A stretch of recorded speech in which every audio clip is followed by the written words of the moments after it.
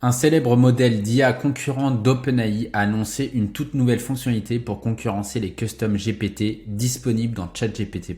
Que permet cette alternative? Est-elle plus puissante que celle proposée par ChatGPT? Comment y accéder? On vous en dit plus dans quelques instants. Bonjour à tous, c'est Vincent, j'espère que vous allez bien. C'est donc avec cette nouvelle actualité IA qu'on débute le résumé des actualités digitales de la semaine. On enchaînera ensuite avec 5 autres actualités digitales qu'on a sélectionnées pour vous. Pour ne rien manquer des prochains débriefs d'actualités en vidéo comme celui-ci, n'hésitez pas à vous abonner à la chaîne YouTube ainsi qu'à notre newsletter hebdomadaire. Anthropic, le concurrent direct d'OpenAI qui est soutenu par Amazon, vient tout juste de dévoiler 2 nouveautés marquantes sur son chatbot IA. Donc la première nouveauté, c'est qu'il a déployé son nouveau modèle d'IA 3.5 à l'intégralité de ses utilisateurs. Donc à la fois les utilisateurs payants, mais aussi les utilisateurs gratuits. Donc c'est un modèle qui entend détrôner GPT-4. Donc vraiment en termes de qualité, on est sur un niveau de qualité assez élevé. La deuxième grosse nouveauté, c'est le lancement de Projects. Donc Projects, c'est quoi? C'est une nouvelle fonctionnalité intégrée dans son chatbot Claude qui va permettre du coup aux entreprises et aux utilisateurs premium de créer des fonctionnalités similaires au custom GPT. Donc concrètement, vous allez pouvoir charger plein de fichiers sur votre project de Claude et vous allez pouvoir définir une instruction personnalisée par rapport à ce projet. Donc par exemple, si vous souhaitez rédiger du contenu à l'aide de Project, vous pouvez lui envoyer votre brief rédactionnel donc dans les fichiers intégrés et vous pouvez vraiment le conditionner pour être un expert par exemple en rédaction web pour un sujet particulier. Donc ces nouveaux projects peuvent être partagés à plusieurs, donc plusieurs membres de l'équipe peuvent avoir accès à ces projects. Donc c'est vraiment similaire au custom GPT où on peut les partager soit à une personne spécifique, soit à plusieurs personnes, soit à tout le monde en public. Donc cette nouvelle fonctionnalité, elle a accès à 200 000 tokens de contexte. Donc concrètement, ça veut dire que vous allez pouvoir lui donner un contexte énorme qui est équivalent à 500 pages d'un livre. Donc c'est vraiment énorme. Donc ces projects, ensuite, vous allez pouvoir donc interagir avec eux sous la forme vous allez pouvoir leur envoyer des images, vous allez pouvoir leur envoyer des fichiers PDF et donc pouvoir interagir avec le chatbot IA de Claude avec ce format de fichier là, donc directement dans la conversation. Vous allez pouvoir leur demander d'analyser en gros les fichiers PDF ou les images. Donc il y a une capacité vision qui est intégrée désormais dans la nouvelle fonctionnalité de Claude. Donc tout ça c'est similaire du coup à GPT-4o de ChatGPT. Ensuite, vous allez avoir une nouvelle fonctionnalité qui va être intégrée aussi dans le chatbot IA qui s'appelle Artifacts. Donc concrètement, c'est quoi? C'est une nouvelle fenêtre qui va s'afficher si vous demandez en fait des éléments particuliers à Claude qui va nécessiter une visualisation. Par exemple, un organigramme, par exemple du code, donc avec la visualisation de ce que le code va rendre.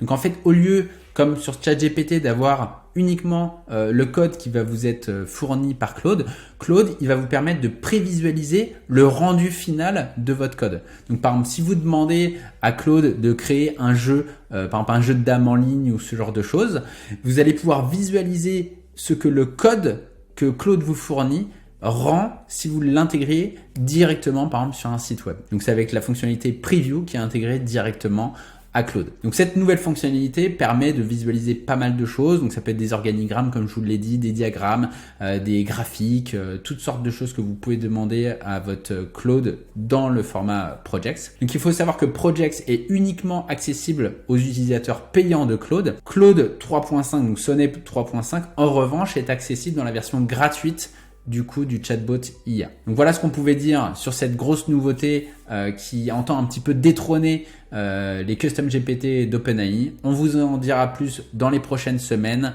en fonction des tests qu'on aura réalisés.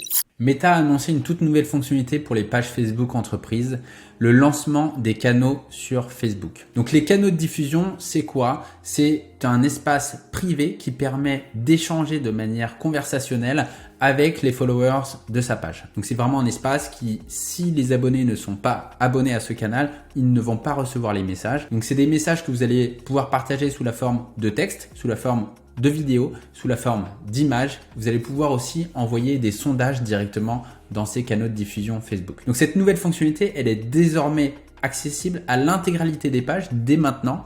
en France comme à l'étranger, sous la réserve d'avoir 10 000 followers sur sa page. Donc c'est la seule condition aujourd'hui pour avoir accès à cette nouvelle fonctionnalité qui est disponible à tout le monde. Ensuite, Facebook, il a annoncé 3 nouvelles fonctionnalités associées à ces canaux de diffusion. Donc déjà, vous allez pouvoir cross-poster vos messages entre les canaux de diffusion Instagram et Facebook. Donc vous n'allez pas avoir à reposter en fait le même message, que ce soit dans votre canal Instagram comme dans votre canal Facebook. Vous allez également pouvoir définir une date. Donc vous allez pouvoir proposer du contenu en avant-première à votre audience. Donc par exemple 24 heures en avance, donc toutes les personnes qui vont être abonnées au canal vont pouvoir recevoir par exemple votre publication 24 heures en avance avant qu'elle ne soit publiée sur Facebook. Le dernier point, c'est que vous allez pouvoir désormais partager des messages qui ont été publiés dans le canal sous la forme de story Facebook et donc du coup vous allez pouvoir promouvoir votre canal de cette manière-là. Google est revenu en arrière sur sa page de résultats avec le scroll infini. Donc dès aujourd'hui et depuis déjà quelques jours, Google a annulé la possibilité, depuis ses résultats de recherche sur ordinateur, d'avoir accès à plus de 10 liens organiques par page de résultats de recherche. Donc, c'est le retour des pages de pagination dans Google.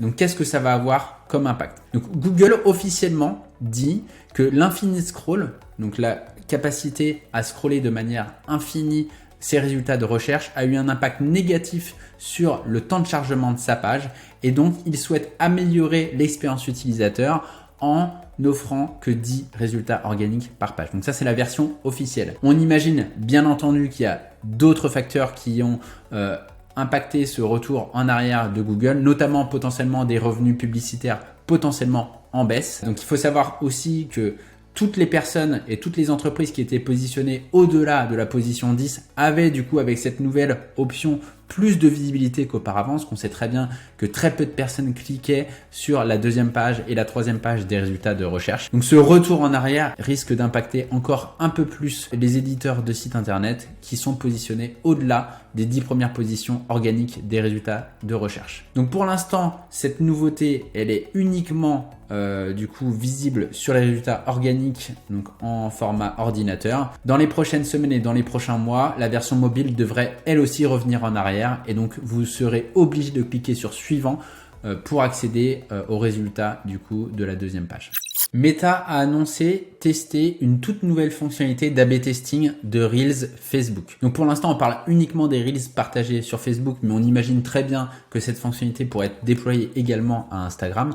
Donc c'est une fonctionnalité qui est uniquement en test dans un premier temps et donc qui permet automatiquement, sans que l'utilisateur et le community manager n'aient quoi que ce soit à faire, d'optimiser la photo de couverture et la légende qui est associée aux Reels. Donc en fait, Meta va automatiquement générer ces éléments-là et générer des variantes pour proposer ça à son audience. Et donc dans les 30 premières minutes de la diffusion du Reels, la version gagnante va être celle qui va être diffusée automatiquement par Facebook pour optimiser les performances des Reels. Donc pour l'instant, c'est une fonctionnalité qui n'est pas accessible en France, mais elle devrait l'être dans les prochaines semaines, voire dans les prochains mois, si les tests de Facebook sont concluants.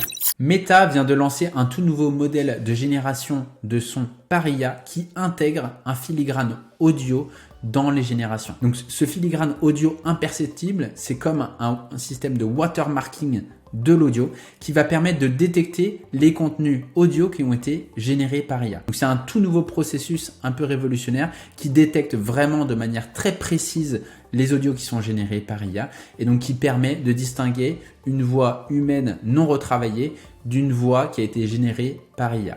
Ce système va à la fois pouvoir du coup taguer des sons qui ont été générés par Audiosil, mais également vous allez pouvoir fournir à Audiosil des sons que vous souhaitez watermarker, donc que vous pourrez détecter ensuite.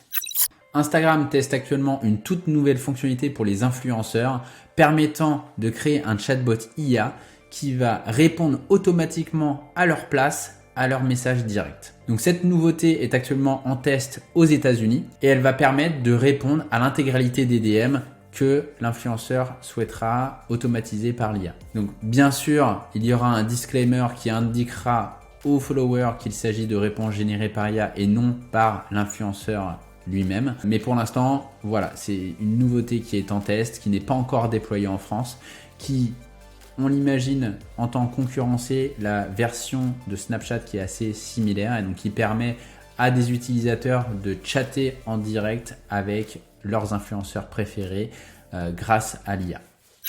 C'est tout pour les actualités de cette semaine. D'ici là, on vous invite fortement, si ce n'est pas déjà le cas, à vous abonner à notre newsletter qu'on envoie tous les jeudis sans exception. Nous allons également vous retrouver pour de prochains débriefs d'actualités digitales en vidéo à la rentrée. On va faire un petit break pendant l'été et on se retrouve donc à la rentrée. Je vous dis à bientôt. Bonnes vacances. Salut.